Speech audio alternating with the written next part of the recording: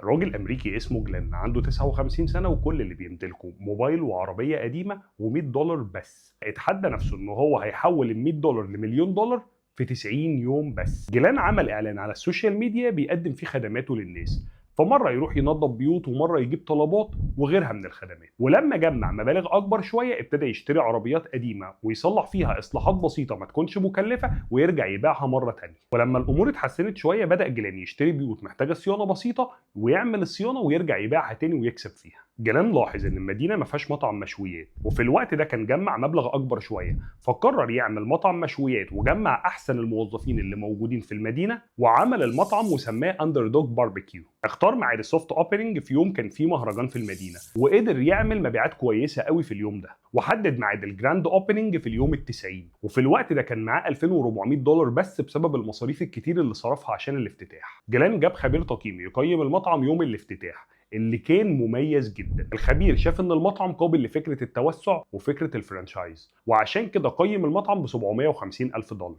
صحيح جيلان خسر الرهان وما قدرش يجمع المليون دولار في ال 90 يوم، بس قدر يثبت ان السبب الاساسي لتحقيق الثروه هو العقليه. اللي حصل ده اتصور واتذاع على قناه ديسكفري في برنامج اندر كفر بليونير، وبعدها جيلان اعلن عن شخصيته الحقيقيه وهو الملياردير الامريكي جلين ستيرنز، وكان عايز يثبت لنفسه من البرنامج ده ان الثروه اللي هو حققها ما كانتش بالصدفه.